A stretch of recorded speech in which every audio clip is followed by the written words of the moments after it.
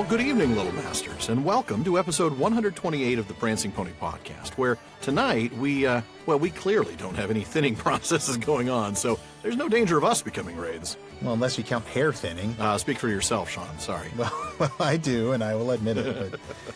Well, folks, we'll head back to the common room in just a moment. But first, I'm Sean Marchese, the real-life Lord of the Mark, and I'm here with the man of the West, of whom the harpers sadly sing, Alan Sisto. Well, let's just hope my star doesn't fall into darkness anytime soon, all right? Oh, there are no guarantees.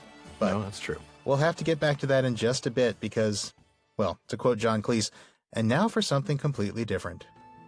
Well, today we're bringing you another new installment of The North Wing. Barlaam Butterbur had a room or two in the North Wing at the Prancing Pony Inn, made special for hobbits. And this is our place made special for some of our listeners, to give us a chance to get to know them. And rooms at the North Wing are a little hard to come by right now, so only our patrons at the Elrond's Honorarium and Círdan's contribution tiers are eligible.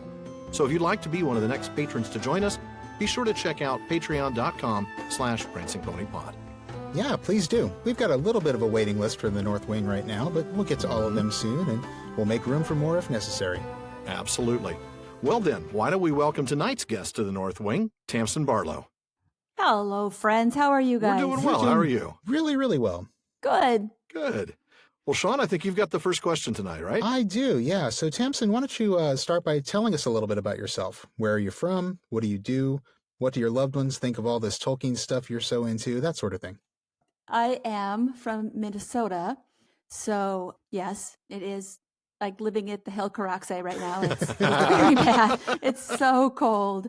I'm actually from the West Coast. I have 4 adult children who are all Tolkien appreciators, so my task here is done. Yeah, you have succeeded as a parent. Thank you for passing on the torch. I know, passing on the torch. I have a degree in biology and a minor in Chinese. Wow. I actually studied marine biology, but I live in Minnesota, so obviously it has gone for naught. I know, it's the saddest No thing. dolphins in the lakes? I know. It's so sad. I taught fitness at the YMCA for years. I have been a set painter. I'm actually a full-time artist now. Wow. I do Awesome. landscape painting and relief prints. So I am a runner and a hiker. Wow. And I like good food. So there you go. You keep pretty busy. Okay. I do. My family is super supportive. We've always liked people with passions. And they, I asked my kids what they thought about, because you've asked previous guests what their family thought about it. And I thought, I have no idea. I don't know. They seem to be supportive. They said they admire my passion. Good. So, yeah, they're the best. That's excellent. That's great. It's always great to have a supportive family and stuff like that. Now, we have both, and I actually had the pleasure twice, to run into you in person over the last year or so. We all met at Mythmoot 5 back in June of last year. And then later, I think it was October, when I ran into you at Oxenmoot as well. Obviously, you do a fair bit of Tolkien travel. What's the best Tolkien-related trip that you've taken? That's too hard. We don't ask easy questions here. All of them. Oh, all right. This is a bit much. And we're not rich people, but my grandma died. Bless her soul. She's a lovely person. I'm her only grandchild. Oh, okay. And I inherited a chunk of change, and it came out right after the movies. The first movie came out in 2003. I don't remember. Something I'm bad like with dates. Anyway, I knew that my grandma, who was a world traveler, would want me to use it wisely. So I took the whole family to New Zealand. Oh, cool. We got a GPS. We went to all the places they filmed it. Wow. We hired helicopters to take us into the remote sites. We way. rode the same horses that they rode in the movie. Oh, what a dream come true. I mean, it was really awesome. And everybody you met had been in the movie. Everybody. We go to church and everybody like, oh yeah, I was this person. I'm at the airport and I meet Tall Paul and I meet some of the other people who played orcs that you see in the extras. And I just so that is amazing. Got to be the most Tolkien-y thing I've done. Yeah. That's so cool. Yeah, that's. But I mean, real Tolkien stuff. I mean, we went to Oxford, we were there, and I made all the pilgrimage stuff. So that was wonderful. That's super. That was cool. wonderful. What an amazing trip! Cool. I can safely say that all of our listeners are going to be jealous. I know. I'm so sorry. I mean, because we've heard from people who've been to Hobbiton and things like that, but not to get out there and see some of the, the other stuff. I don't think a lot of people get a chance to do that. That's super cool. Oh, that is amazing. Yeah. I mean, bless my wonderful grandma. Yeah. Yeah. What a gift. Well, that's what a beautiful awesome. gift. Yeah. What a great gift, right? Absolutely. Very, very cool. So, well, Tamsin, there's a question that we ask everybody who comes into the Prancing Pony, and that is, when and how did you first discover Tolkien's works? What was your experience like, and what is it that keeps you coming back? Yeah. I was a tepid reader, but I always sort of liked fantasy. When I was in 9th grade, so I was a late bloomer for Lord of the Rings. My next door neighbor, who was also a good friend, gave me this as a birthday present. And for the life of me, I can't remember which one she gave me. I don't know if it was The Hobbit or The Fellowship, which you think you would remember something that significant, but nope, completely gone. But I loved it. What keeps me coming back was, well, originally when I was reading it and I fell so in love with it. I was just, you're in high school and it's just a relationship minefield and you've got pimples and puberty. And I moved a lot also. My father was working on his PhD and we went from university to university. And so I was always, I wasn't too lonely, but it was so much nicer to like fight a dark lord in Middle Earth than to deal with high school. Yeah. And so initially, that's why I love it. What keeps me coming back is every time I read it, I can't believe how much more I like it. Yeah. It's like I'm never the same person when I read it. And every time I read it, I'm a different age. I've had different experiences. Anyway, it's incredibly rich. Yes. Yeah. You're right about that. I get that same thing where every read is different because I'm experiencing because you're different. I'm older and wiser, perhaps. I remember the first time. Less wise. Yeah, that's possible. I remember the first time I read The Hobbit and The Lord of the Rings after I had kids, and I was so different that the book itself was just so completely different, radically different. Absolutely. And it's profound how much it changes. And I've discovered I'm liking it. I'm reading it for the first time with my husband. We're taking turns reading it out loud to each other. Cool. Excellent. I've never read it out loud before, and it's changes everything. So much better. Yeah. It's so much better. And him reading it with me, our spouses are tolerant and they love us, but it's the best experience I've ever had. So excellent. That's awesome. I get all choked up and teary. Oh yeah. With good reason, of course. Yeah. Absolutely. It's an emotional experience sharing with your most important people in your lives. Absolutely. Yeah. I know. I'm not allowed to read that much because I cry all the time. So you certainly don't get to read the death scenes. No. Yeah, they don't get to go to the Golden Perch. Oh no! So, I know. I cried. Tragedy. I know. Well, so which is your favorite book in the Legendarium and why? And then after that, what's your favorite non-Legendarium work, if you have one? Oh well, I just like The Lord of the Rings. Okay, it's perfect. Solid answer. Yeah. Yeah. Yeah. I like the Silmarillion, but I like the elves a little less than I like the other everybody else. That's fair. I'm probably that's the only fair. person who doesn't love elves. I like them. My favorite non-Legendarian book is Leaf by Niggle because he spends all his time trying to capture that tree and always falling short. And I'm an artist and I paint a lot of landscape, and it's like I know the struggle, man. Yeah. So. Well, do you have any Tolkien goals you'd like to share? Any place you haven't been yet that you'd like to go to that's Tolkien related? Any special things, special books that you're looking for your collection? Anything like that? Is the list too long? I would love to go to. Yeah, but no, it's not. I would like to go to Birmingham, but I don't know if I can afford to go to Birmingham. So I would love to go and just paint more Middle Earth. I mean, my kids have said. My paintings are all very standard landscapes, but they said, Mom, you always put a little Middle Earth in every landscape. And I go, yes, I know. I can't help it. I think that's because in every good landscape, there's a little Middle Earth. Well, I hope so. Yeah. I mean, it was, I am probably one of those people who loves the long descriptive passages of Beleriand. Yes, the map chapter. Beleriand and its realms, yeah. There you go. Yeah, I love it. I love it. So I love the scenery. Good stuff. Well, we're going to go ahead and move on to a lightning round of quick questions and answers. I'll start this one real quick with favorite scene or moment in The Lord of the Rings. In The Lord of the Rings, I like the death of Boromir. Oh, yes. Or maybe Faramir in the caves. Both good. Both very good. You're right. I hate favorites. That's a good yeah. Well, that's a good one. And I think this next one's probably going to be pretty hard for you from what I've heard so far. But what's the one place in Middle Earth you wish you could visit? No, it's awful. I've thought about this because you've asked other people, and I think I would actually like to live in Ithilien after the War of the Rings. Oh, yeah. Back when it's made into a big... I don't want to hang out with the elves. I would always feel slightly inferior. Yeah. Just too perfect. And if you didn't feel inferior, they would remind you. Yeah, that's true. Yeah, they're always looking down their noses at us, you know. Aftercomers. I would like to hang out with the humans. Sickly. Sickly. Yeah. I actually would really like to be in Ithilien. I think at its prime, it'd be beautiful. Yeah. When Faramir's ruling it with Eowyn, it is, that would be great. Right? Yeah, that would be. That would. No doubt. Yeah. Well, here's an easy one. You've listened to the show. Balrog wings, actual or metaphorical? No. It's very clearly a no. Rivendell or Lorien?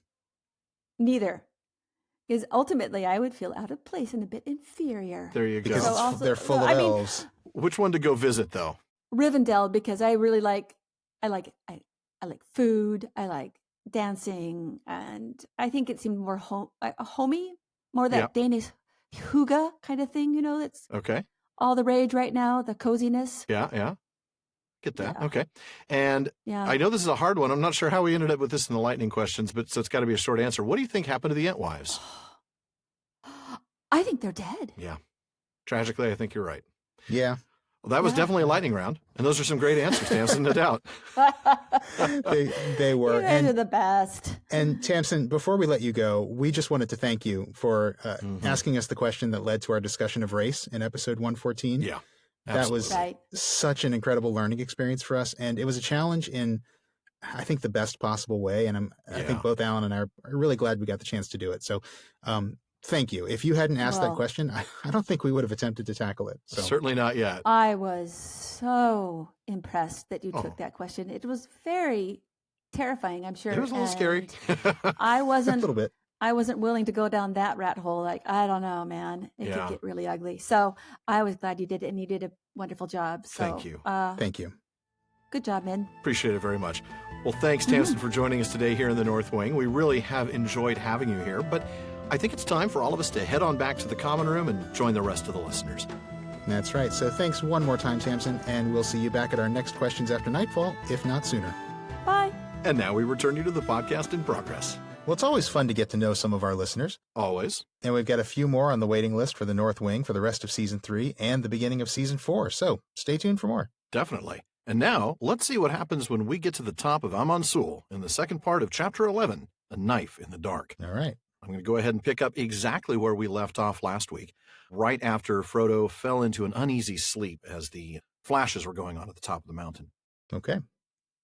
They had not gone far on the 5th day when they left the last straggling pools and reed beds of the marshes behind them. The land before them began steadily to rise again. Away in the distance eastward, they could now see a line of hills. The highest of them was at the right of the line and a little separated from the others. It had a conical top, slightly flattened at the summit. "That is Weathertop," said Strider.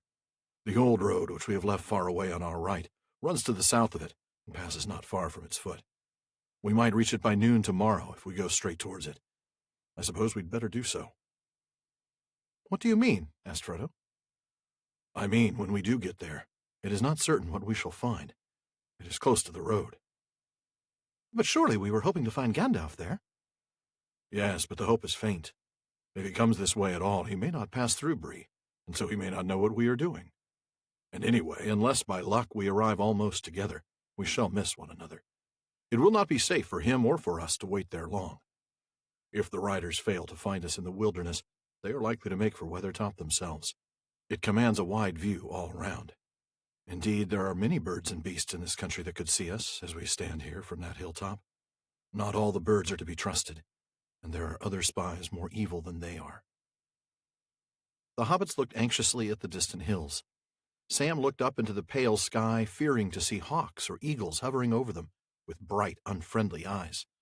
"You do make me feel uncomfortable and lonesome, Strider," he said. "Well, that's Strider's job right now, is to make you feel a little uncomfortable. Teach them the caution that they really should have been, should have had all along. Yeah. Nothing wrong with a little bit of discomfort, folks, if it keeps you safe. Yeah. It's interesting, though, that we saw comfort as such a theme in The Hobbit, and we do see it, in this early part of Lord of the Rings. It makes sense. Not often in so many words, but occasionally you do get a very clear statement. The on-the-nose reference to comfort. Yep. Yeah. Well, it was the same thing in The Hobbit, right? I mean, we saw it a lot in terms of the words comfort and its synonyms, but eventually we just started seeing it in the concept of themes and just what was going on. Exactly. And, circumstances, right. Yep. Absolutely. Yep. And of course, we'll see shortly that Frodo will feel even more uncomfortable.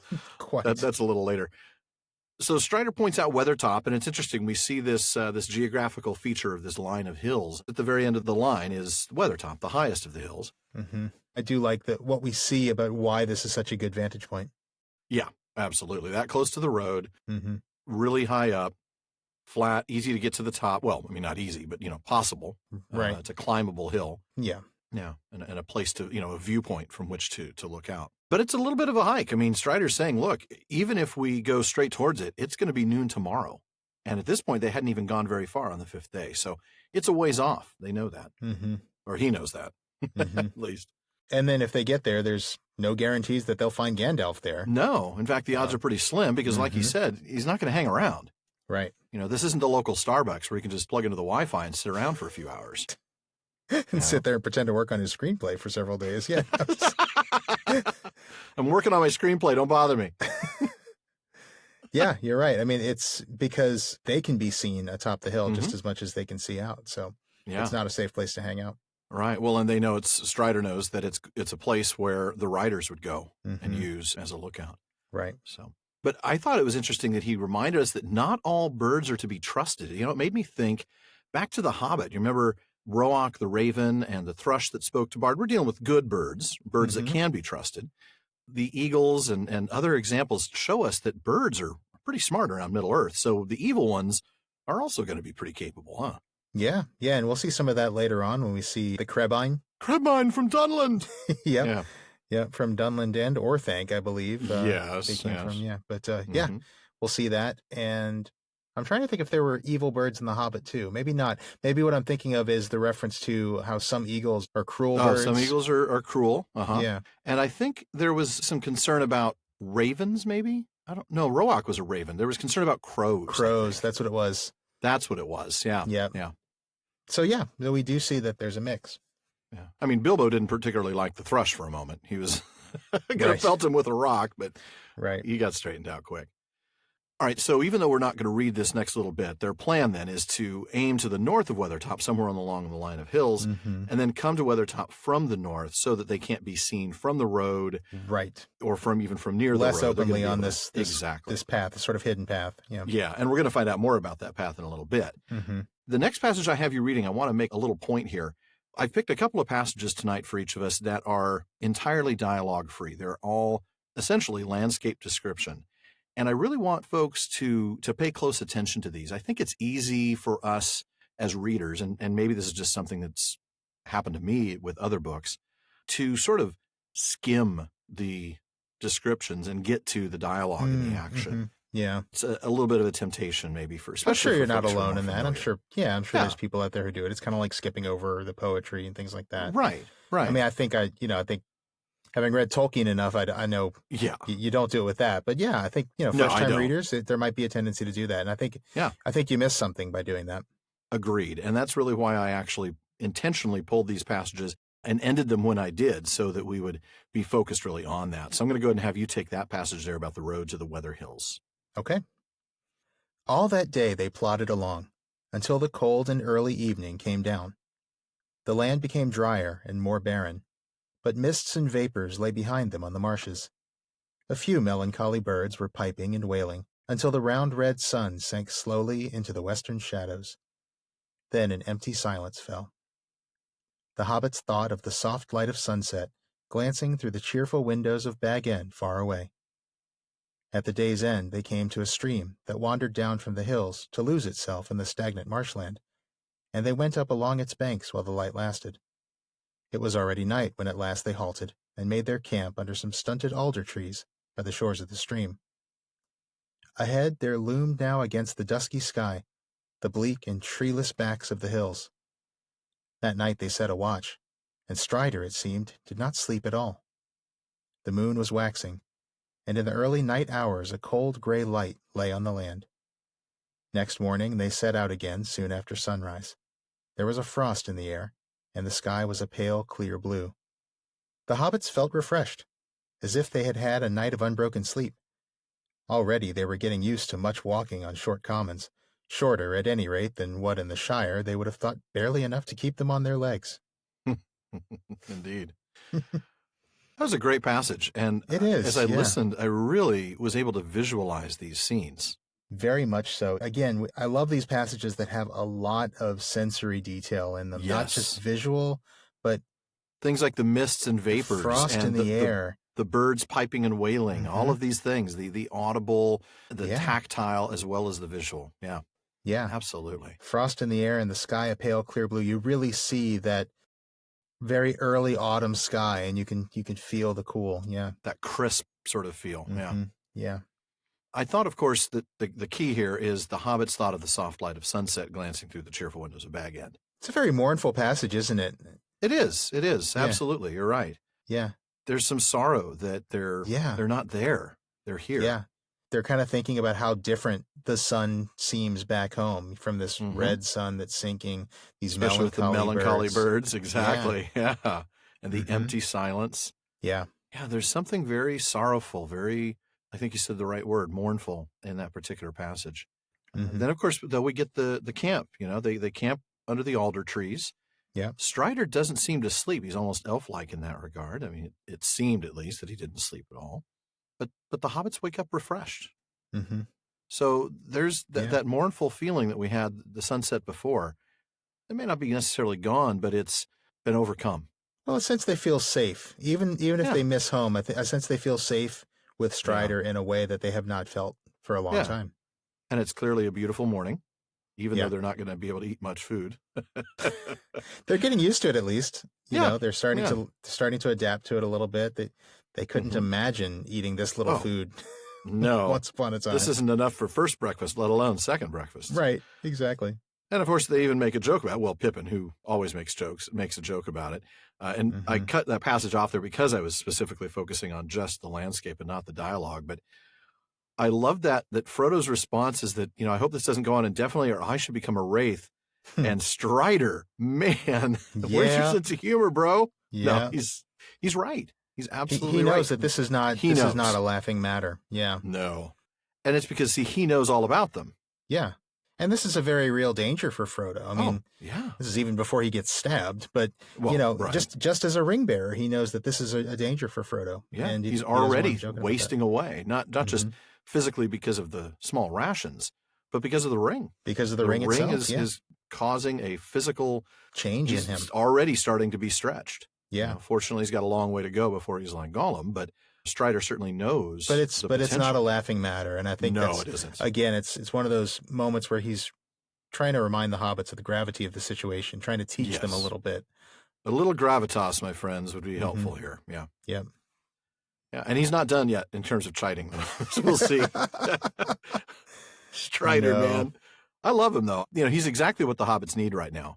Well, we joke that he doesn't have a sense of humor, but he does. There are some moments where when it's appropriate, right? Yeah, he jokes, he cracks a smile, very self-deprecating. Oh, very. And he gets a lot of humor. He does a lot of making fun of himself. In fact, I'm thinking of the joke that doesn't make it in the in our editions, but is in the first edition of The Lord of the Rings, or was it one of the draft editions, where he's talking to Gimli and he says, that I should trade you in for a serviceable orc. Trade the rascally dwarf for a serviceable orc. Yeah. I love that. I think that was in a, I don't know if it was in a draft. I don't think it was a first edition. I don't know. I know it from Tom Shippey. Yeah. Yeah. Tom Shippey talked about it. And then I remember reading it someplace as well, possibly History of Middle Earth, which makes me think it might've been a draft, but yeah, that's good what I'm stuff thinking. Either way. So yeah, he has a sense of humor, but he knows not to joke about things like, I don't know, becoming a ring wraith. Becoming a wraith. Yeah. Just not a good idea. I'm going to go ahead and pick up after that. We're going to be talking a little bit of history here, actually. All right. Fascinating section. Most of it, at least the first part, is some wonderful landscape description, but then we get a history lesson from Strider. The hills drew nearer. They made an undulating ridge, often rising almost to 1,000 feet, and here and there falling again to low clefts or passes leading into the eastern land beyond. Along the crest of the ridge, the hobbits could see what looked to be the remains of green-grown walls and dikes, and in the clefts there still stood the ruins of old works of stone. By night they had reached the feet of the westward slopes, and there they camped. It was the night of the 5th of October, and they were 6 days out from Bree. In the morning they found, for the first time since they had left the Chetwood, a track plain to see. They turned right and followed it southwards. It ran cunningly, taking a line that seemed chosen so as to keep as much hidden as possible from the view, both of the hilltops above and of the flats to the west. It dived into dells and hugged steep banks, and where it passed over flatter and more open ground on either side of it, there were lines of large boulders and hewn stones that screened the travelers, almost like a hedge. "I wonder who made this path and what for," said Mary, as they walked along one of these avenues, where the stones were unusually large and closely set. "I'm not sure that I like it. It has rather a barrow-whitish look. Is there any barrow on Weathertop?" "No, there is no barrow on Weathertop, nor on any of these hills," answered Strider. "The men of the West did not live here, though in their latter days they defended the hills for a while against the evil that came out of Angmar. This path was made to serve the forts along the walls. But long before, in the first days of the North Kingdom, they built a great watchtower on Weathertop. Scull, they called it. It was burned and broken, and nothing remains of it now but a tumbled ring, like a rough crown on the old hill's head. Yet once it was tall and fair. It is told that Eärendil stood there, watching for the coming of Gil-galad out of the west in the days of the last alliance." Pretty awesome. Not what you expect him to say. No, not at all. We know who he is, so we do, but yeah. Yeah. I don't think Mary was expecting that much of a history lesson, but it was a beautiful one. No. And you can see him sort of stopping and taking a little pride in his lineage there. Yeah, totally. Don't you? Yeah. Yeah. Just a rightful, wow, think of that. I'm part of that history. Yeah. Well, sure. Yeah. It's worth, something to be proud of. Absolutely. It was a huge moment in the history of Elves and Men. Yeah. I think it is interesting that Mary makes the connection to the barrows, Yes, I thought so too. To him, that style of architecture, that, that particular design looks barrow whitish because that's what he's seen. That was that. But really, that's the architectural style of the North Kingdom. Right. There's nothing whitish about it. It just happens to be the architecture that they used for, their watchtowers and their tombs. Yeah. Right. And, of course, that was the first encounter that Mary had with it, was in the barrows. So, yeah. Absolutely, yeah.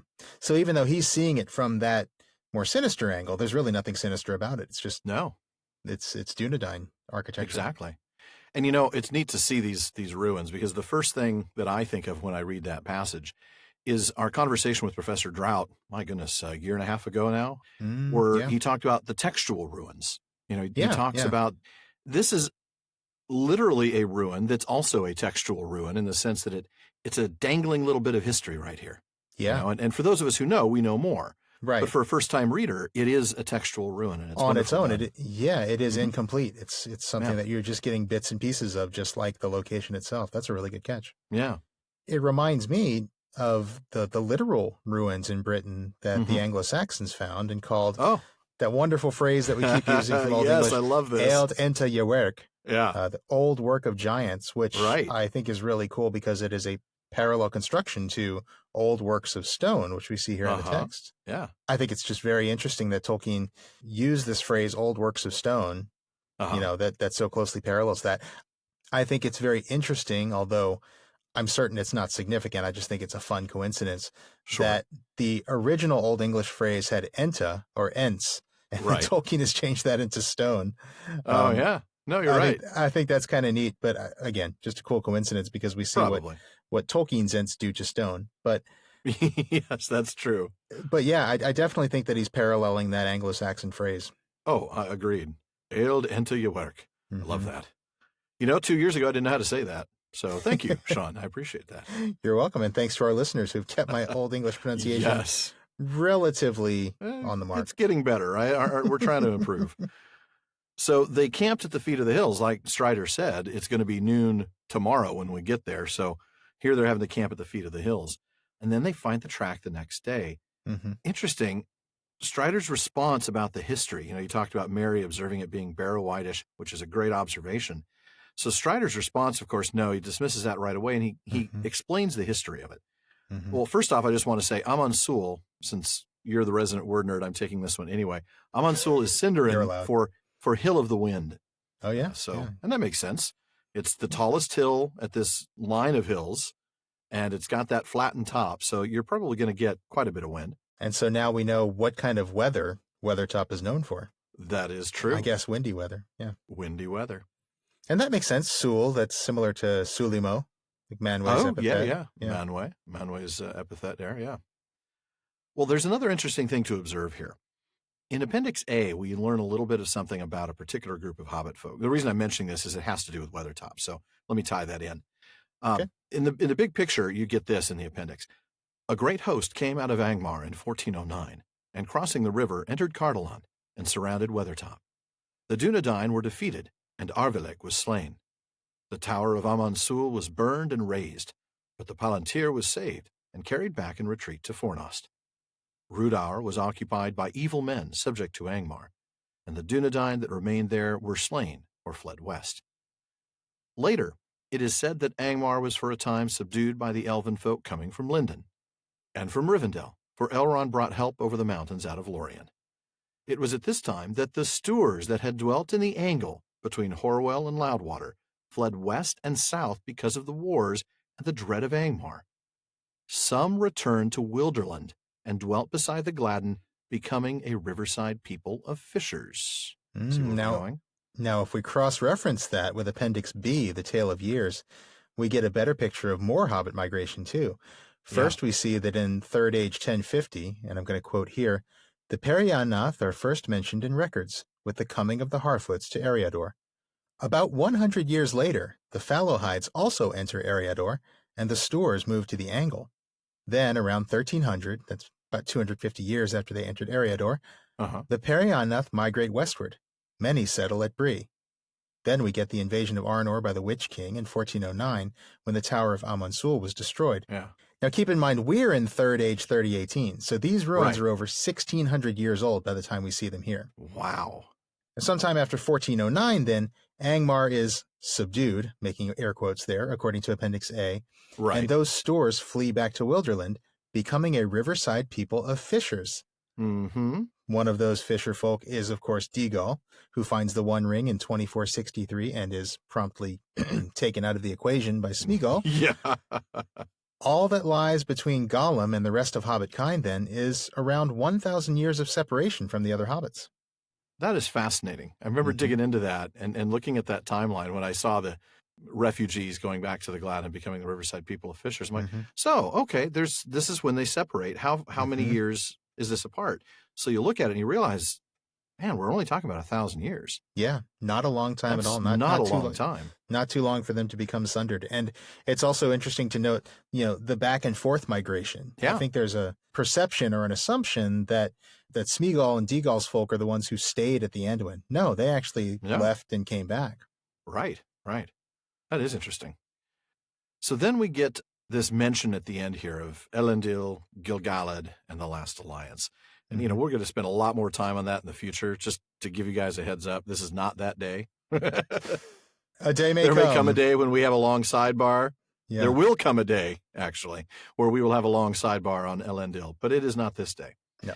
However, Hammond and Scull have another interesting tidbit for us here about that. They say that, according to the heirs of Eärendil, which is a working text for Appendix A, Eärendil built the Tower of Amon Sul on top of Weathertop, in which was kept the chief Palantir of the North. Even though it doesn't say anywhere in The Lord of the Rings that Eärendil built the tower, Hammond and Scull reasonably conclude that the fact that it is referred to several times as the place where the Palantir were kept indicates that this probably remained Tolkien's view. Gil-galad's realm of Lindon was in the west. The armies of the Last Alliance of elves and men assembled in Rivendell, then crossed the Misty Mountains and marched south. Had they planned to use the Great North-South Road, they would have met further west. Well, makes sense to me. That makes perfect sense, yeah. Yeah, so that does make sense. This was absolutely what Eärendil built and why he built it. So, yep. Excellent. Yeah. Well, now we get to a really wonderful little moment, don't we? We get to some poetry. I love poetry. I love when we get poetry in this book. I agree. Don't skip the poetry, folks. No, never skip the poetry. Why don't you go ahead and get us started, Sean? The hobbits gazed at Strider.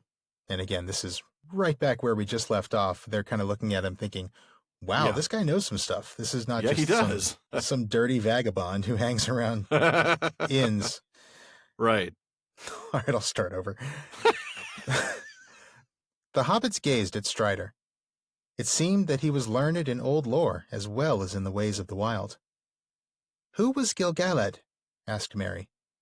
But Strider did not answer, and seemed to be lost in thought. Suddenly, a low voice murmured, "Gil-galad was an elven king, of him the harpers sadly sing, the last whose realm was fair and free between the mountains and the sea." Well, it's really hard to follow that up, but I'll go ahead and read the last stanza here. "But long ago he rode away, and where he dwelleth none can say. For into darkness fell his star, in Mordor, where the shadows are." The others turned in amazement, for the voice was Sam's. "Don't stop," said Merry. "That's all I know," stammered Sam, blushing. "I learned it from Mr. Bilbo when I was a lad. He used to tell me tales like that, knowing how I was always one for hearing about elves. It was Mr. Bilbo who taught me my letters. He was mighty book-learned, was dear old Mr. Bilbo, and he wrote poetry. He wrote what I have just said." "He did not make it up," said Strider. "It is part of the lay that is called the Fall of Gil-galad, which is in an ancient tongue. Bilbo must have translated it. I never knew that." Something that Strider doesn't know. The first time we've seen him not know something, I think, since he's we stumped. He's flat out stumped. Can I phone a friend?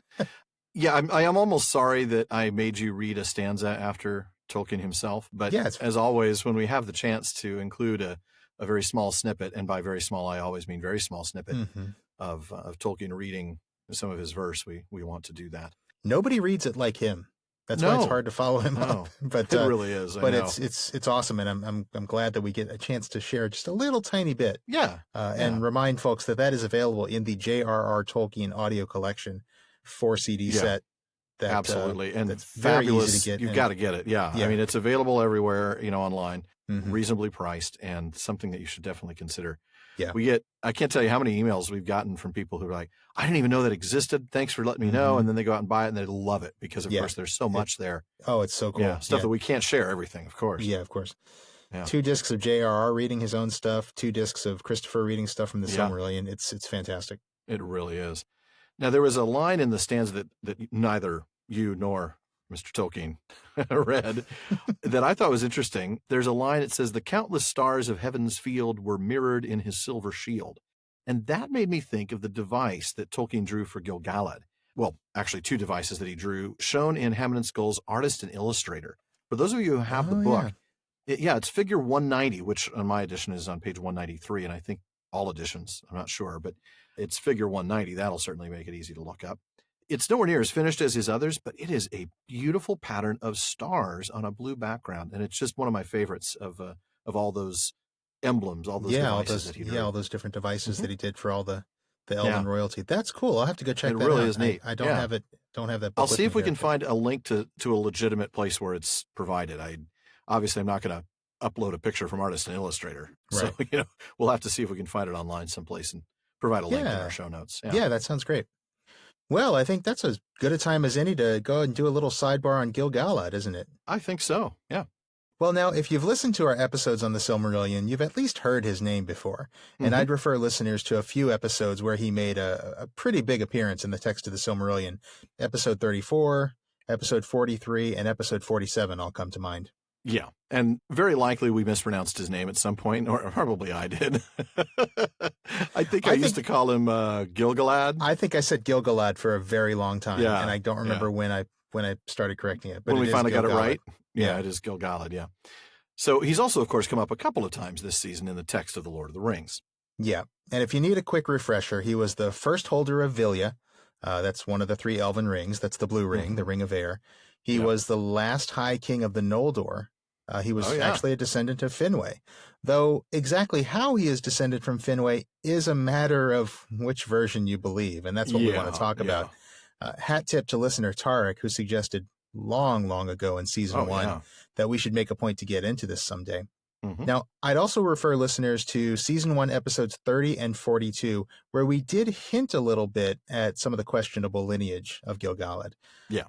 in the Silmarillion, questionable not in that way. We're not calling him illegitimate or anything. No, we're not. No, nothing like that. It's questionable heritage, but not like that. Who's your daddy, really, Gil-galad? Exactly. There's like the first stage version of Jerry Springer, and you've got like these. There's like paternity tests and everything. No, nothing like that. But no, not that questionable. But almost as confusing, really, because yeah, really it is. You're right. In the Silmarillion, Gil-galad is the son of Fingon, right, which makes him the grandson of Fingolfin. In chapter 18, after Fingolfin falls in battle with Morgoth, and the text actually says, Fingon in sorrow took the lordship of the house of Fingolfin and the kingdom of the Noldor, but his young son Eärendil, who was after named Gil-galad, he sent to the Havens. Exactly. And that is the story in the Silmarillion, so that's the story we stuck with in Season 1. Absolutely. And while we do tend to side with the more or less completed text for purposes of our discussions, you know it wouldn't be the Prancing Pony podcast if we didn't at least tell you about some interesting uncompleted material. So here we go. In the History of Middle-earth, Christopher Tolkien acknowledged that making Gil-galad Fingon's son was not his father's final word on the subject. In the commentary in The War of the Jewels, that's the 11th volume of the series, he says that Gil-galad was the son of Fingon derives from a late note penciled on the manuscript of the Grey Annals. That's a 1951 manuscript that was the source of that chapter of the Silmarillion. But this, adopted after much hesitation, was not, in fact, by any means the last of my father's speculations on this question. No, and in fact, it wasn't even the first of the professor's speculations on it. No. In The Shibboleth of Feanor, which is an essay published in The Peoples of Middle-earth, that's volume 12 of the History of Middle-earth, there's a few pages of commentary on the parentage of Gil-galad. It's actually got that title, in which it's revealed that Tolkien originally planned to have Gil-galad be the son of Felagund. The character we now know as Finrod, right. And that would have made him the grandson of the character we now know as Finarfin. Oh, okay. Yeah. In fact, Christopher says this remained his belief until after the completion of The Lord of the Rings. So, at the time of writing this poem that we just read in this chapter, in Tolkien's mind, he was talking about the son of the character we know as Finrod Felagund. But when Tolkien changed the story to what we see in the Silmarillion, that is, Finrod has no wife, he realized he had to change this. So he played around with the Finarfin family tree a bit before deciding to make Gil-galad the son of Eärendil, another name that we probably mispronounced in the early Season 1 episodes as Orodreth, but it is Eärendil. He was Finrod's brother in the Silmarillion. So as he played around with the family tree, he decided then to make Eärendil not Finrod's brother, but his nephew, the son of Angrod. Now, the other thing that's interesting about that is having Gil-galad as the son of Eärendil would also have made him the brother of Finduilas of Nargothrond.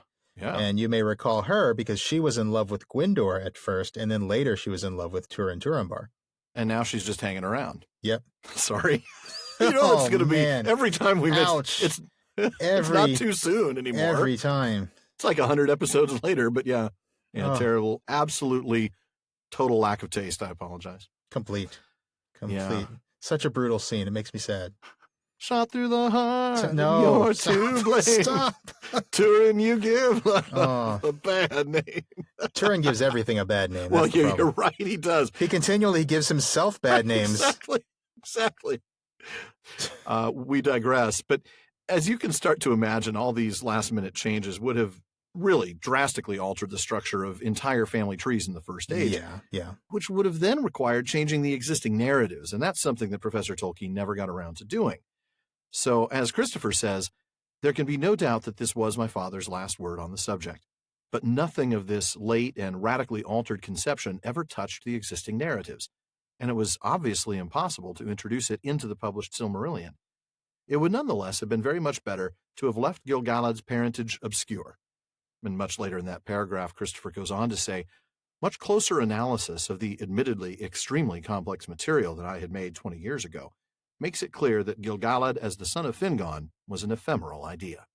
I cannot imagine how complex it was working with his father's begin to imagine. many manuscripts. It's amazing that he was able to put it in what the we form have. He put, what we have that is as easy to read, and it's not always easy to read, but just as easy as it is to read and understand as it is. It's a tremendous feat.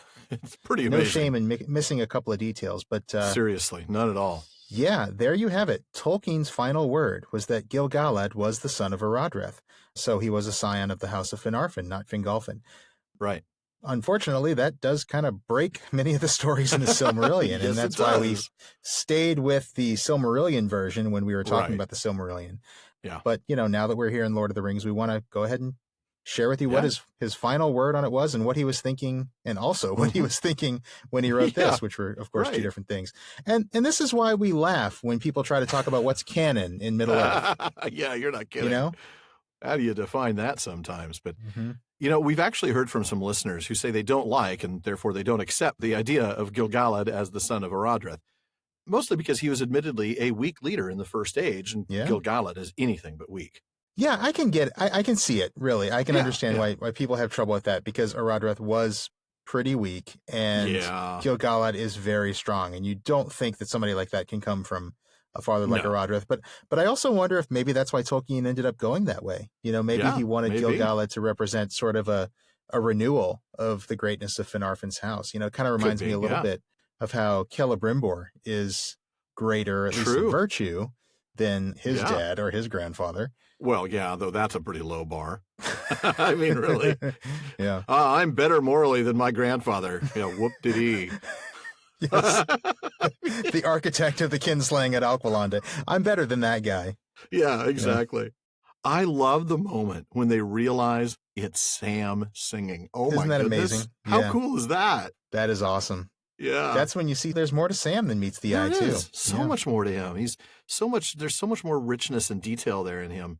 He's not this two-dimensional character of just, kind of the bumpkin sidekick. Right. He's got something. And, as a first-time reader, maybe this is the first opportunity you get to really see that.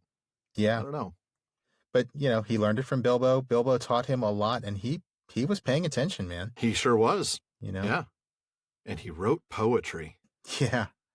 He might have written poetry, but of course he didn't write this. He didn't write this. That's true. He translated it. Yeah. Although I'm sure people out there probably know that translating poetry and making good poetry out of it is just as much an art as writing poetry. Exactly. Exactly where I'm going with that. Yeah.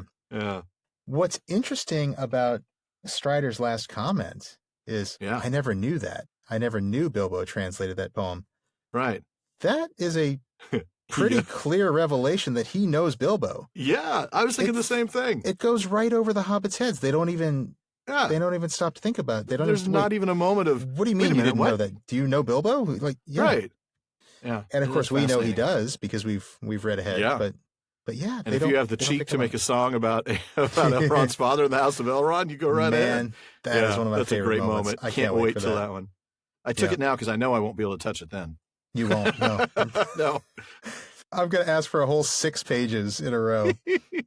Yeah, I bet you will. Oh, that's all right. I'll just trade you the right of the Rohirrim. No. That's going to be a tough one. That will be. We'll have to read every other word. That won't be distracting at all. Oh, goodness. All right. By that time, we might actually be good enough at, kind of bouncing off each other. I don't know. Oh, my. We'd be like the Beastie Boys up here, just like trading line after line. That would be funny. I don't think we'll try it in public, though. All right. So we don't read the next little bit, but once again, we get another comment from Pippin. And this time it's not a joke. He's afraid about going to Mordor. He says, going to Mordor, I hope it won't come to that. And once again, Strider chastises them. This is a very stern reminder. Do not speak that name so loudly. Wow. Once again, these hobbits are not being cautious. And they're not thinking. Yeah. I mean, they don't have any frame of reference. No. They don't know any better. They couldn't possibly know any better. But the time has passed for them to learn. They need to. Yes, it has. They need to learn quickly. And so I can forgive Strider for being kind of harsh with them. Yeah, just stern. Yeah, absolutely. Yeah. I think it tells us something, though, that the name Mordor must carry some power. Just this verbalizing it, just saying it out loud must have some sort of effect. I don't know if it means that the writers, if they're within range, somehow hear that. You know how like you hear your name at a cocktail party? Right. Over the crowd, over the din. Oh, somebody just said Mordor. And, maybe, I don't know what the effect is, but there is certainly an implication. Party is that where the ring wraiths are just. Where the ring wraiths are there? I don't want to go to that cocktail party. I don't want to be there. No. I don't care whose cocktail party it is. Can I get my jacket? I'm leaving. I'm leaving now. You cannot leave.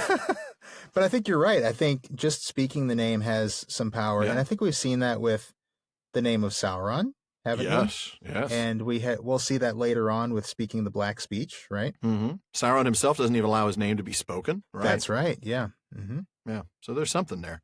Mm-hmm. And then they go ahead and get to Weathertop, and that's where I'm going to pick up the arrival at Weathertop. This is, you know how earlier I had Sean read a passage that was all landscape description? This is mine.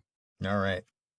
It was already midday when they drew near the southern end of the path and saw before them, in the pale, clear light of the October sun, a gray-green bank leading up like a bridge onto the northward slope of the hill.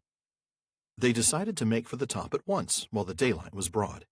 Concealment was no longer possible, and they could only hope that no enemy or spy was observing them. Nothing was to be seen moving on the hill. If Gandalf was anywhere about, there was no sign of him. On the western flank of Weathertop, they found a sheltered hollow, at the bottom of which there was a bowl-shaped dell with grassy sides. There they left Sam and Pippin with the pony and their packs and luggage. The other three went on. After half an hour's plodding climb, Strider reached the crown of the hill. Frodo and Merry followed, tired and breathless. The last slope had been steep and rocky. On the top they found, as Strider had said, a wide ring of ancient stonework, now crumbling or covered with age-long grass. But in the center, a cairn of broken stones had been piled. They were blackened as if with fire. About them the turf was burned to the roots, and all within the ring the grass was scorched and shriveled, as if flames had swept the hilltop. But there was no sign of any living thing. Standing upon the rim of the ruined circle, they saw all round below them a wide prospect, for the most part of lands empty and featureless, except for patches of woodland away to the south, beyond which they caught here and there the glint of distant water. Beneath them, on this southern side, there ran like a ribbon the old road, coming out of the west and winding up and down, until it faded behind a ridge of dark land to the east. Nothing was moving on it. Following its line eastward with their eyes, they saw the mountains. The nearer foothills were brown and somber.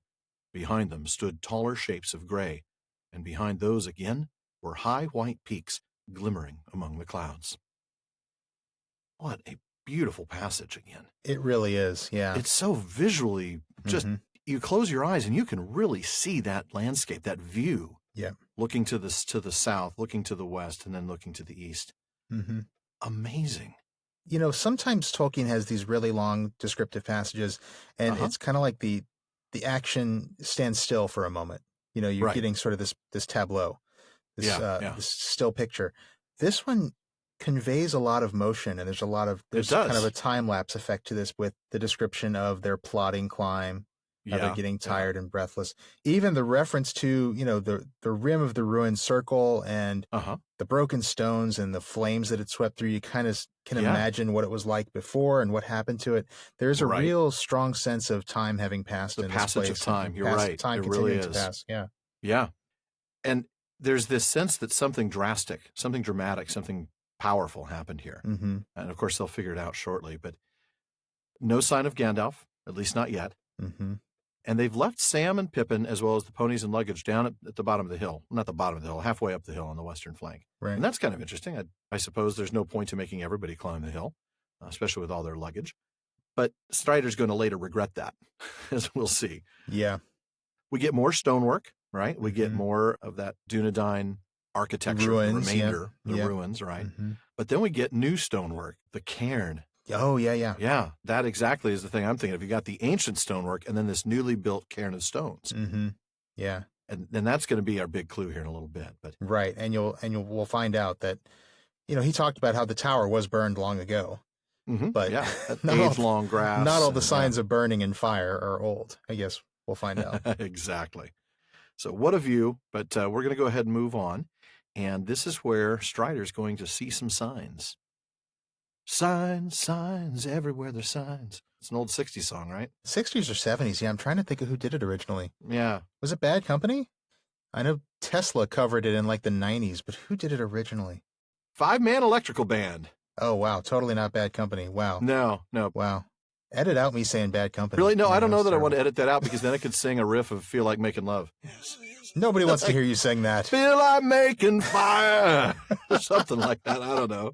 Feel like making runes. I don't know. That would be the Bad Company. That would be Bad Company, yeah. Yeah. All right.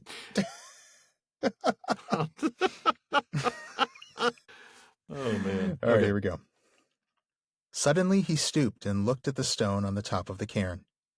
It was flatter than the others, and whiter, as if it had escaped the fire. He picked it up and examined it, turning it in his fingers. "This has been handled recently," he said. "What do you think of these marks?" On the flat underside, Frodo saw some scratches. "There seems to be a stroke, a dot, and 3 more strokes," he said. "The stroke on the left might be a G rune with thin branches," said Strider. "It might be a sign left by Gandalf, though one cannot be sure. The scratches are fine, and they certainly look fresh. But the marks might mean something quite different and have nothing to do with us. Rangers use runes, and they come here sometimes." "What could they mean, even if Gandalf made them?" asked Mary. "I should say," answered Strider, "that they stood for G3 and were a sign that Gandalf was here on October the 3rd. That is 3 days ago now. It would also show that he was in a hurry and danger was at hand, so that he had no time or did not dare to write anything longer or plainer. If that is so, we must be wary." "I wish we could feel sure that he made the marks, whatever they may mean," said Frodo. "It would be a great comfort to know that he was on the way, in front of us or behind us." "Perhaps," said Strider. "For myself, I believe that he was here, and was in danger. There have been scorching flames here, and now the light that we saw 3 nights ago in the eastern sky comes back to my mind. I guess that he was attacked on this hilltop, but with what result I cannot tell." Well, that's ominous. Yeah, that is ominous, isn't it? Yeah. You know, I was thinking that G3 might stand for an early version of G7, you know, the economic superpowers. Maybe it was like the early... Back when there were only 3. Version. Yeah. Right, exactly. Rohan, Gondor, and Rivendell, maybe. Right. Yeah. No. Gandalf was here 3 days ago. Now, he wouldn't have known that it was going to take him 3 days, so he was instead indicating the 3 is October. The 3 is for October 3rd, yeah. You should be here in 3 days. I shall write 3. It would be funny if he could somehow enchant the stone so that every day that passes an extra stroke. A new mark appears. Pretty soon it's like G27. Bingo. Well played, sir. Well played. Thank you. And then, of course, Strider remembered, oh, yeah, that's right. We saw those lights on the hilltop 3 nights ago. That must have been him. He's in danger. Mm-hmm. Did you notice that Strider doesn't just explain what he thinks it means? He actually asks Frodo first. Yeah, doesn't he? Did you know? Great. I just picked up on that. I think it's another one of those things where he's trying to teach the hobbits something. He's trying to teach the hobbits a little bit about, reading the signs. Maybe he's trying to teach them a little bit about how to survive in the wild. Yeah. Next up, we'll teach you how to start a fire, and then we'll teach you what berries are poisonous and what berries are tasty. Yeah, I mean, they're not going to be level 20 rangers overnight, but... Well, no. It's not exactly power leveling them, but still... They're not going to build up an immunity to iocane powder, that's for sure. No, so, that takes a very long time. Very, very long time. I can't remember how long, but it does take a long time. Yeah, it does take a long time. Fortunately, though, there are no Sicilians to go up against when death is on the line. Only us. Only us, that's right. So we're not going to read that next little sentence here, but clearly we're going to have to go to Rivendell on our own, is what Strider's saying. Yeah. So once he's informed the hobbits of that, I'm going to go ahead and pick up there for a short bit. "How far is Rivendell?" asked Mary, gazing round wearily. The world looked wild and wide from Weathertop. Boy, is that lovely alliteration. That is some awesome alliteration. That's great. I mean, I just caught that. I just caught it just hearing you say it just now. Wearily world, wild, wide, Weathertop. Wow. I'm surprised I didn't say Withendell. Withendell. Mawage. Withendell is where we are going today. Withendell, that blessed vowie. Where elves, true elves, with... Say man and wife. Anyway, that's great stuff. I'm sure we'll get another Princess Bride reference in, because if you notice that whenever we do something like that, it's stuck in our heads, and so it pops in. Totally irrelevant later, but it'll still come. So he asks that good question, and then we get Strider's response. I don't know if the road has ever been measured in miles beyond the Forsaken Inn, a day's journey east of Bree, answered Strider. Some say it is so far, and some say otherwise. It is a strange road, and folk are glad to reach their journey's end, whether the time is long or short. But I know how long it would take me on my own feet, with fair weather and no ill fortune. 12 days from here to the ford of Bruinen, where the road crosses the Loudwater that runs out of Rivendell.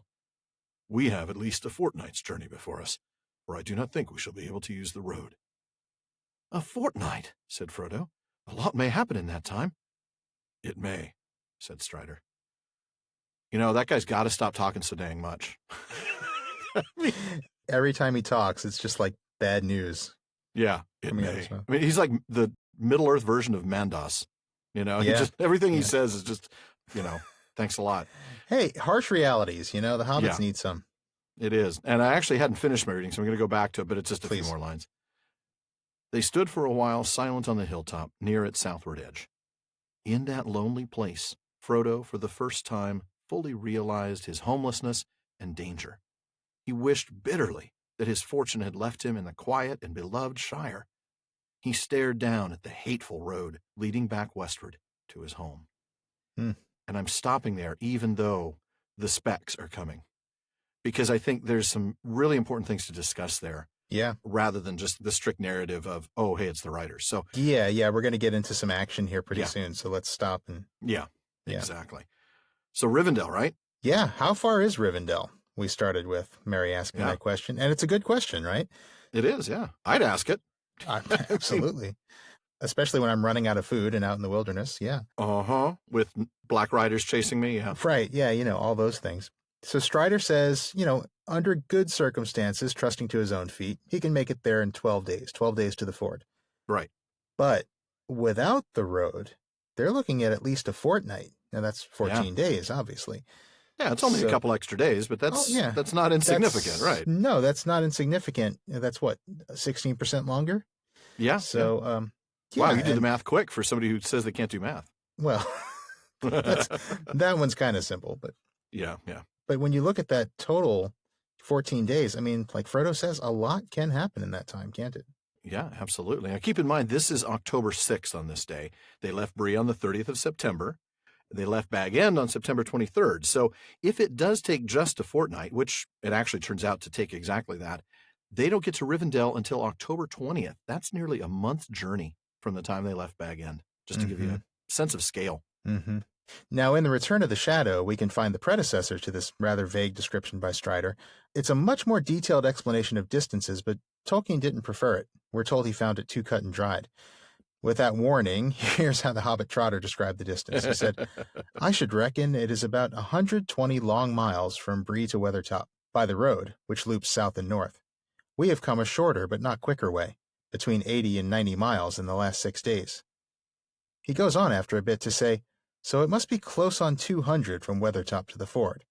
I have heard it said that from bridge to ford can be done in a fortnight going hard with fair weather. There you go.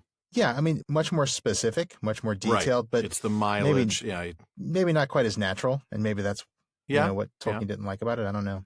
I think we just need to know the time that it's going to take to get there, not the number of miles, because that's not really particularly relevant to the hobbits at this point. Yeah, that's true.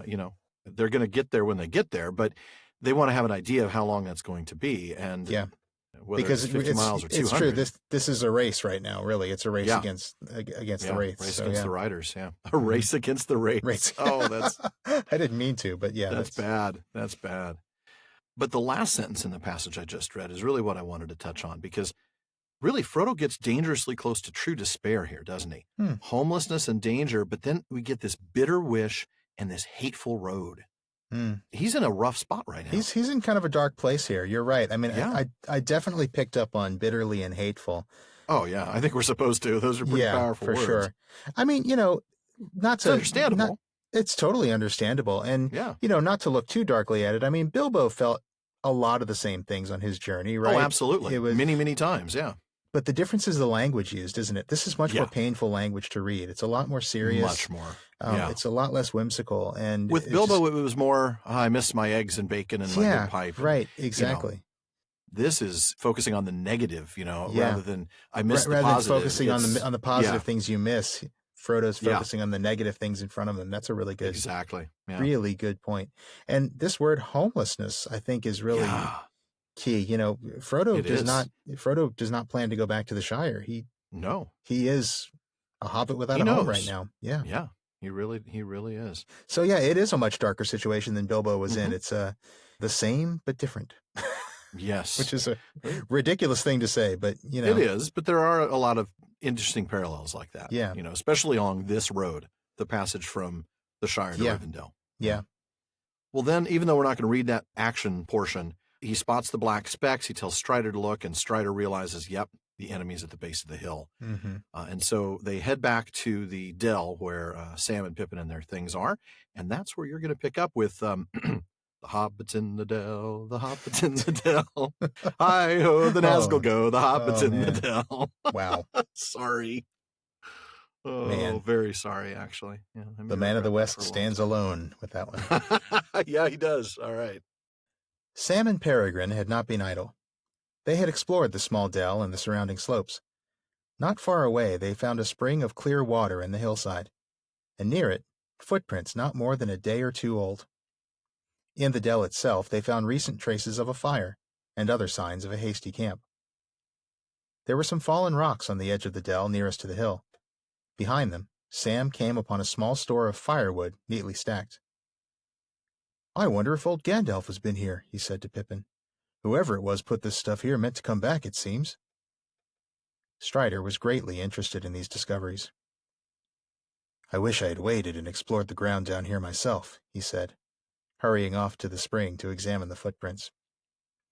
"It is just as I feared," he said when he came back. "Sam and Pippin have trampled the soft ground, and the marks are spoilt or confused. Rangers have been here lately. It is they who left the firewood behind, but there are also several newer tracks that were not made by rangers. At least one set was made only a day or two ago by heavy boots. At least one. I cannot now be certain, but I think there were many booted feet." He paused and stood in anxious thought. Wouldn't pause too long. No. I mean, this is bad indications right here. Yeah. One pair of heavy boots, that would probably be Gandalf, but many? Right.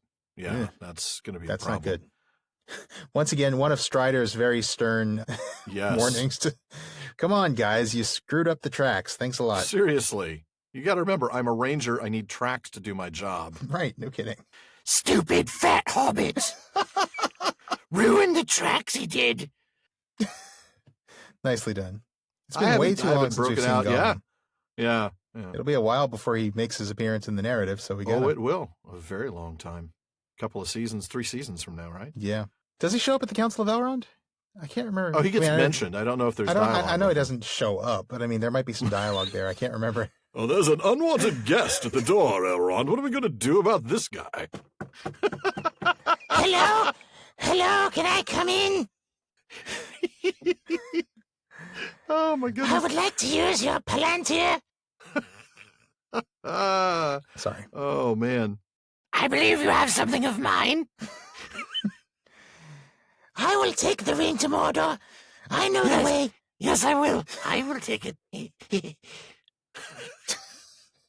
Oh, man. The what ifs. Yeah, you're not kidding, man. That's hilarious. Knock, knock. So sorry, folks.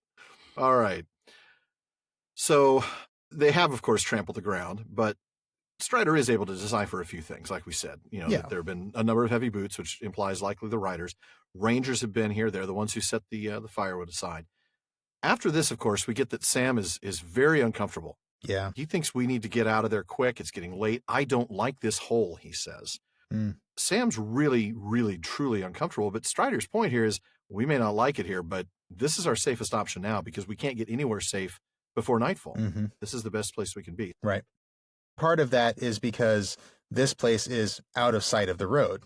Right, exactly. Any other place they would go would be much more likely seen by spies, and they want to stay or even out by of the sight. riders themselves. Yeah, right. Exactly. Right, exactly. And Strider explains all that. Yeah, exactly. And he wants to keep them out of sight. Mm-hmm. And then that's what kind of sets up.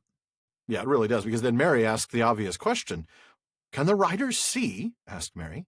I mean, they seem usually to have used their noses rather than their eyes, smelling for us, if smelling is the right word, at least in the daylight. But you made us lie down flat when you saw them down below, and now you talk of being seen if we move. I was too careless on the hilltop, answered Strider. I was very anxious to find some sign of Gandalf, but it was a mistake for 3 of us to go up and stand there so long. For the black horses can see, and the riders can use men and other creatures as spies, as we found at Bree. They themselves do not see the world of light as we do, but our shapes cast shadows in their minds, which only the noon sun destroys. And in the dark, they perceive many signs and forms that are hidden from us. Then they are most to be feared. And at all times they smell the blood of living things, desiring and hating it. Senses, too, there are, other than sight or smell. We can feel their presence. It troubled our hearts as soon as we came here, and before we saw them. They feel ours more keenly. Also, he added, and his voice sank to a whisper, the ring draws them. Is there no escape, then? Said Frodo, looking round wildly. If I move, I shall be seen and hunted. If I stay, I shall draw them to me. Strider laid his hand on his shoulder. There is still hope, he said. You are not alone. Let us take this wood that is set ready for the fire as a sign. There is little shelter or defense here, but fire shall serve for both. Sauron can put fire to his evil uses as he can all things, but these riders do not love it and fear those who wield it. Fire is our friend in the wilderness. Maybe, muttered Sam. It is also as good a way of saying, here we are, as I can think of, bar shouting. Yeah. Yeah. My goodness. Good question from Mary. Yeah. Yeah, absolutely. Yeah. Everything they've seen so far, they've sniffed and smelled and things like that. Yeah. But seeing. And then Aragorn's explanation, which I think we touched on a few episodes ago when we were talking about the abilities of the ring wraiths when we were back in Bree. But my goodness, most to be feared at dark, and then that terrifying bit of smelling the blood of living things, desiring and hating it. That's an interesting phrase, desiring and hating it, because I think that means something different from what a lot of... Does it remind you of anything? Ungoliant, who both desired and hated the light. Hated light? Yeah, that's a good point. Yeah. Even Morgoth himself, really. Desired and hated pretty much everything. Yeah. That is so true. Yeah, you're right.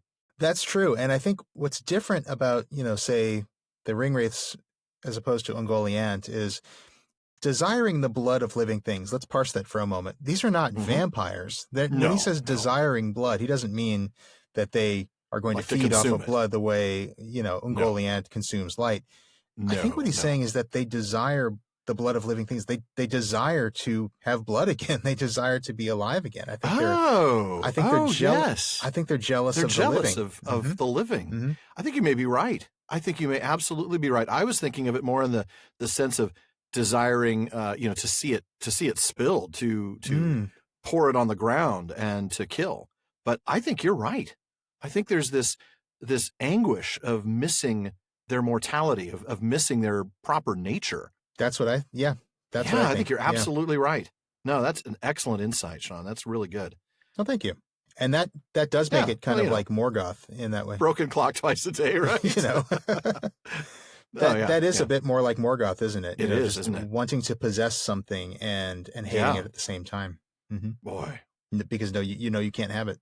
And it's such an easy to miss moment if you just kind of glance over it. You're just thinking of the fearful nature of it, but yeah. Yeah, and I think if you're reading it quickly, you're just thinking, oh yeah, undead things drink blood. Like, no, obviously the ringwraiths they're not vampires. So what does that mean? Yeah. Yeah. So there we go. Open in the name of Mordor. I want to drink your blood. I need you to invite me in. Yeah, it's not that. No, doesn't work like that. And then, of course, Strider rightly points out, there are more than the 5 senses. There's that sense of their presence. And if you think you felt that, they feel ours a lot more strongly. Yeah.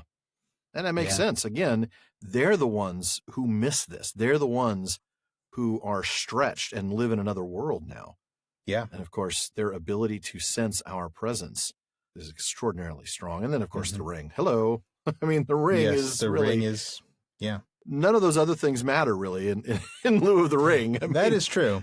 Yeah. That is true. The presence of the ring is going to draw them towards them no matter what. of course, his voice sinks to a whisper. He's using the proper inside voice. Yeah, use your inside voice when you talk about Mordor. Yeah. Right, exactly. And the ring. And yeah.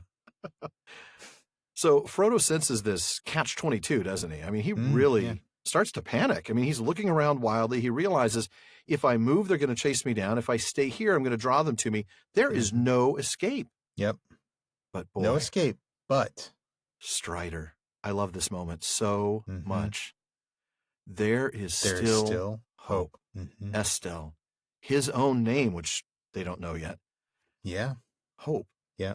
And he explains why there's hope. First thing, it's the fire's the second thing. What is the first thing that makes him have hope? You are not alone. You are not alone. And we've talked about the importance of fellowship all throughout as one of those big, big themes that override so much in this that we see throughout all the texts. And here it is, really put right up front, spotlight on it. That is why you can have hope, Frodo. You're not alone. You are absolutely right. Yep. Such a wonderful moment for Strider, whose name we know to be Estelle, whose name we know to be Hope, to be the one to pull Frodo out of that fearful place. And to be the reminder of hope for them. Yep. Yeah, absolutely. My goodness. Well, I hope those black specks that I see aren't riders, but we are going to be wrapping up the chapter discussion for tonight either way, and get some wood set ready for the fire just to be sure. But folks, please come back next week when Strider upstages Sam on the singing front in the second part of chapter 11. A Knife in the Dark.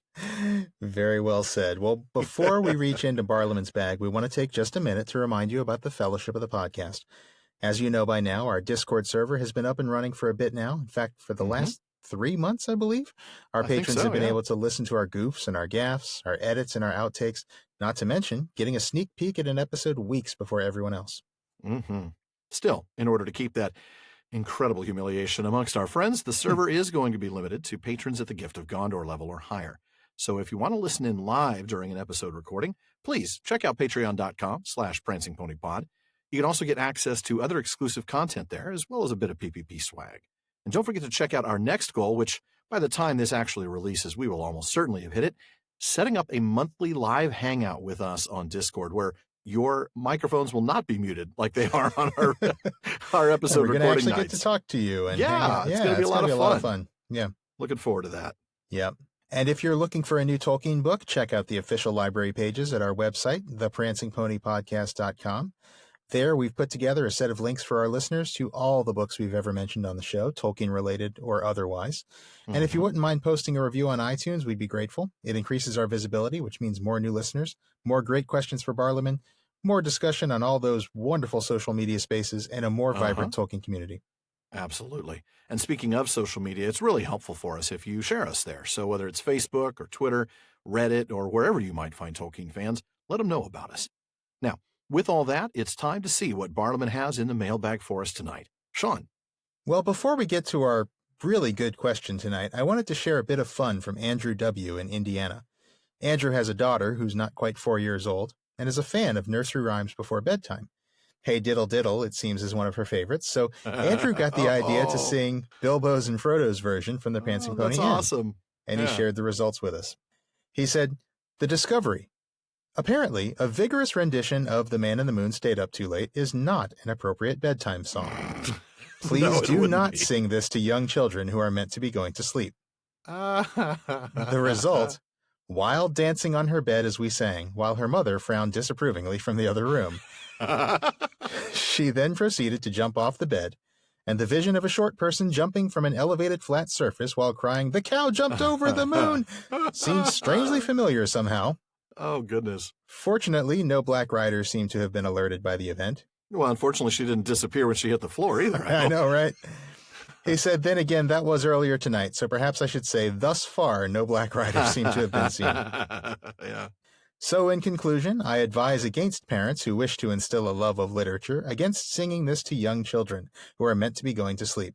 Best case scenario is the kid goes wild, and I'm still not sure my front door won't be broken down at 1 a.m. by Nazgul. Well, thank you for that public service announcement, Andrew. That was a great awesome story. Stuff. That's great. Really is. Please write back to us as soon as you can to let us know you're all safe. I hope no black riders showed up. Now, for any of you who are considering trying this experiment at home, remember, a bolster in the middle of the bed with a brown woolen mat for your phony head, probably fool them long enough for you to make your escape. Probably, yeah. Yeah. I was actually a little bit more fortunate than this when I read the poem to my daughter. My daughter's about 4.5, and I read it to her at home before bedtime. Same thing. She enjoyed it. She immediately picked up on the Hey Diddle Diddle references, which was pretty cool. Uh-huh. But I didn't sing it, and I certainly didn't sing a vigorous rendition of it. So that's probably the difference between my experience and Andrew's. But anyway. Well, if you do, make sure you get it on video. I want that totally. on the website. Totally, yeah. Which means it'll never happen. All right. No. But anyway, best wishes to you and the family, Andrew. Yeah. Alan, do we have time for one more? I believe we do, yeah. We're just starting to catch some hints of who Strider really is. We just talked about his name, Estelle and Hope. And in the next episode, we're going to hear him tell a story and song that hits very close to home for him. And with that in mind, we received a great question from Bonnie M. in Seattle. Now, before I get to the actual question, I have to tell our listeners what a pleasure it was to meet Bonnie and her husband David last year when I attended Oxenmoot and the Tolkien exhibit at the Bodleian. Yeah, they are incredibly kind people, and just another example of the amazing community that has grown up around this show. Yeah, I haven't had the pleasure of meeting her in person, but I've communicated with her on emails, and I've actually received letters from her, actual notes from her in the mail. Yeah, handwritten notes. Yeah, handwritten notes, and just a incredibly sweet person, and very kind. Yeah, really, really happy to have her as part of our community. So thank you, Bonnie. Yeah, thank you so much. And now on to Bonnie's question. She says, in The Lord of the Rings, I believe there are a couple of references to Arwen's elvish name, but I could only find a couple of times before the wedding that the name Arwen is mentioned. We finally get more information about Arwen in Appendix A. Why do you suppose Tolkien didn't put the Aragorn-Arwen love story into the body of The Lord of the Rings? I reckon Aragorn's love of Arwen is at least part of his motivation for everything he does. Why is the Aragorn-Arwen tale considered by Tolkien to be outside, but Samwise's love of Rosie and Éowyn's affection for Aragorn and later for Faramir are both inside? And why is only a part of the Aragorn-Arwen tale told in the appendix? Well, I can answer the first part of this because it is a very good question. And I can answer the first part because I was reading it recently on the letters. Tolkien did believe that Aragorn and Arwen's tale was very important. I mean, not only is Aragorn's love for Arwen, it truly is a key motivator for Aragorn. We certainly agree with you there, Bonnie. Yeah. But the love story was actually considered by Tolkien to be essential. That was his word for conveying part of the theme of the book. He actually explained this in letter number 181, which was a draft of a letter written to Michael Straight. And in that letter, he also explained, in addition to talking about it being essential for this particular theme, he also explained why he nonetheless chose to exclude the bulk of the love story from the narrative of The Lord of the Rings. And I'll read this passage now. Right. He said, "Here I am only concerned with death as part of the nature, physical and spiritual, of man, and with hope without guarantees. That is why I regard the tale of Arwen and Aragorn as the most important of the appendices. It is part of the essential story, and is only placed so because it could not be worked into the main narrative without destroying its structure, which is planned to be hobbitocentric, that is, primarily a study of the ennoblement, or sanctification, of the humble." Yeah. So there you have it, in Tolkien's own words. It is a very important part of the overall story, but because The Lord of the Rings is meant to be, well, only a part of the overall story and a part of the story from an intentionally hobbitocentric point of view, he just believed that the love story of Aragorn and Arwen didn't totally fit there. Yeah. I love that word, by the way, hobbitocentric. Isn't that great? Use that somehow. Yeah. I'm not sure how, but I'm going to find a way. Just insert it into regular conversation. Just random conversation. Yeah, people on the street. That's a little bit hobbitocentric of you. Yeah. What? I'm sorry. What did you say? Nothing. Anyway. But of course, the love story of Sam and Rosie did fit in the story, which Tolkien would then explain in letter 131, while also acknowledging the outside nature of Aragorn and Arwen's story. He says, "The highest love story, that of Aragorn and Arwen, Elrond's daughter, is only alluded to as a known thing. It is told elsewhere in a short tale of Aragorn and Arwen Undomio. I think the simple rustic love of Sam and his Rosie, nowhere elaborated, is absolutely essential to the study of his, the chief hero's, character, and to the theme of the relation of ordinary life, breathing, eating, working, begetting," which I'll note Sam was really quite good at. He certainly was. I mean, wow. Yeah. Not a lot to do in the Shire, apparently. He put Feanor to shame. He did. Tolkien goes on to say, to that theme of the relation of ordinary life, and quests, sacrifice, causes, and the longing for elves and sheer beauty. Now, As for the love story of Faramir and Éowyn, he does comment on it in a couple of places in his letters, but he doesn't really answer the specific question of why it's included, especially when Aragorn Arwen is excluded. Right. But I can only conclude, at least, that that one was presumably close enough to Merry to be told from his perspective as a bystander, who was close to both of them, without getting far away from that hobbitocentric perspective. Yeah, I would tend to agree with that, too. That's the hobbits were not close to Arwen. Right. They were close to Aragorn, but she was not in their picture. Right. Whereas Éowyn was, of course, at least for Merry. Right. And then Faramir was close to Pippin. So, yeah, they had they continued to have a relationship with them after the war. Exactly. So, makes a lot of sense. Well, finally, as to the question of why the tale of Aragorn and Arwen that's told in Appendix A is called only a part of the tale of Aragorn and Arwen, I think this is answered by the note on the Shire records in the prologue. In that bit at the front of the book, the in-universe, let's call him the translator Tolkien, is speaking about the different texts of the Red Book of Westmarch. Right, the frame narrative, yeah. Exactly. And that frame narrative translator Tolkien says, the Thane's book was thus the first copy made of the Red Book, and contained much that was later omitted or lost. In Minas Tirith it received much annotation and many corrections, especially of names, words, and quotations in the Elvish languages. And there was added to it an abbreviated version of those parts of the tale of Aragorn and Arwen, which lie outside the account of the war. The full tale is stated to have been written by Barahir, grandson of the steward Faramir, some time after the passing of the king. So there you have it. I think this part of the tale that we get in Appendix A is just those parts that were considered to be outside the account of the War of the Ring, which probably is most of it, really. But there was, once upon a time, a full version written by this Barahir of Gondor. Yeah. And if you find a copy of it, let us know. Well, especially a first edition. I'd really love to get my hands on a first impression. It's going to be so hard to get one of those. You're not kidding. I have to say before we close up, that line about the Thane's book being the first copy and contained much that was later omitted or lost. I don't know why, but once again, that reminded me of the Hitchhiker's Guide to the Galaxy and how that it has many omissions and contains much that is apocryphal or at least wildly inaccurate. Yeah. I don't know why it is that those things come to mind, but they do. I figured I'd share that. That's awesome. Well, thank you, Bonnie. What a great question that was, and we really enjoyed answering it. Folks, that wraps it up for another episode of the Prancing Pony Podcast. Please be sure to join us again next week when, well, Strider summarizes 3 of our first season episodes in about a page. Yeah. Well, his summary is but a rough echo of the real thing. There you go. Folks, thanks again for listening, and thank you for making our common room on Facebook such a fun place to spend time. We want all of you to be a part of this conversation, and it does not stop when the episode ends. See the comments, questions, corrections, and more on Facebook at the Prancing Pony Podcast, on Twitter at Prancing Pony Pod, and on Instagram at Prancing Pony Pod. And as always, a very special thank you to our patrons at the Círdan's contribution tier. DeMay in Alaska, James in Virginia, Tamsin in Minnesota, Emily in Texas, and Chad in Texas. As always, thank you so very much. Make sure you don't miss any episodes of the Prancing Pony Podcast. Subscribe to the show through iTunes, Spotify, or your favorite podcast app.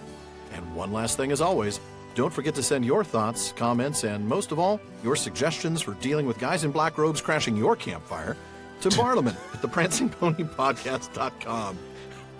Have a s'more? Well, I don't know. I'll tell you how we deal with those guys in Texas later. Well, we'll try to get those into our next show, folks. Well, however long we've had, it really is still far too short a time to spend among such excellent and admirable listeners. But until next time, farewell, friends.